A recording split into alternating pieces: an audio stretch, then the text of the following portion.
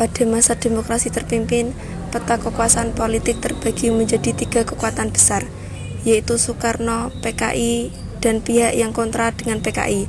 Soekarno sendiri memiliki kekuatan besar dalam politik Indonesia. Hubungan antara PKI dan Soekarno sendiri pada masa demokrasi terpimpin merupakan hubungan timbal balik. PKI memanfaatkan popularitas Soekarno untuk mendapatkan massa.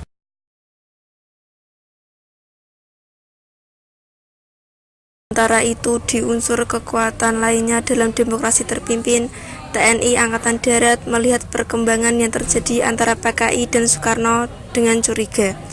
Terlebih pada saat angkatan lain seperti TNI Angkatan Udara mendapat dukungan dari Soekarno. Hal ini dianggap sebagai sebuah upaya untuk menyaingi kekuatan TNI Angkatan Darat dan memecah belah militer dan menungganginya. Keretakan hubungan antara Soekarno dengan pemimpin militer pada akhirnya muncul.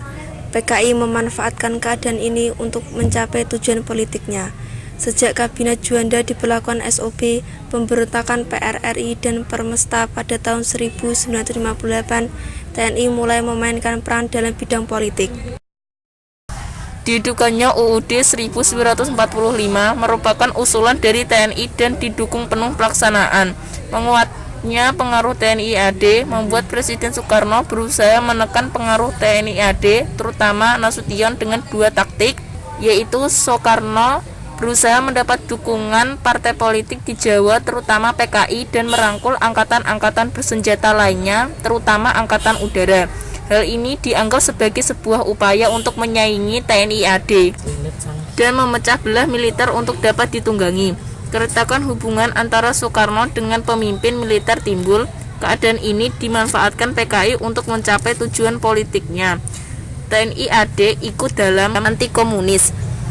Presiden Soekarno bekerja sama dengan TNI AD untuk mengendalikan partai politik, namun Soekarno juga PKI karena merasa terancam akan kemungkinan kudeta oleh TNI AD, maka terjadilah persaingan antara 3 kekuatan. Dengan kedudukan Soekarno menjadi penentu kebijakan politik, tentara sangat mewaspadai kekuatan Soekarno dengan PKI yang digunakan PKI sebagai sarana pendukung nasakomisasi untuk masuk ke dalam pemerintahan. Dengan menyokong gagasan Nasakom dari Presiden Soekarno, PKI dapat memperkuat kedudukannya dan menyaingi TNI. PKI memperluas pengaruhnya dengan mengurangi kekuasaan tentara sehingga membuat permusuhan dari pihak militer. PKI berusaha memperoleh citra sebagai Pancasilais dan pendukung kebijakan Presiden Soekarno yang menguntungkannya. Ketika TNI AD mensinyalir adanya upaya dari PKI melakukan tindakan pengacauan di Jawa Tengah, Sumatera Selatan, Kalimantan Selatan, dan Sulawesi Selatan, pimpinan TNI AD mengambil tindakan berdasarkan Undang-Undang Keadaan Bahaya dengan mengambil tindakan terhadap PKI dengan melarang terbitnya Harian Rakyat dan dikeluarkan perintah-perintah penangkapan Aidit dan kawan-kawan, namun mereka berhasil lolos.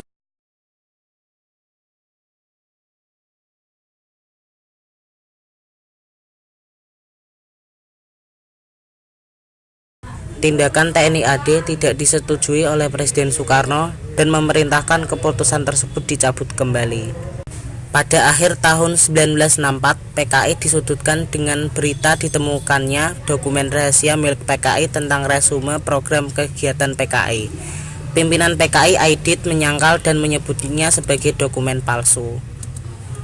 Presiden Soekarno menyelesaikan masalah ini dengan membuat kesepakatan untuk menyelesaikan permasalahan secara musyawarah karena sedang menjalankan proyek Nekolim, konfrontasi dengan Malaysia. Hal ini disebabkan karena tidak setuju dengan pembentukan negara federasi Malaysia yang dianggap sebagai proyek neokolonialisme Inggris yang membahayakan Indonesia dan negara-negara blok NEVO.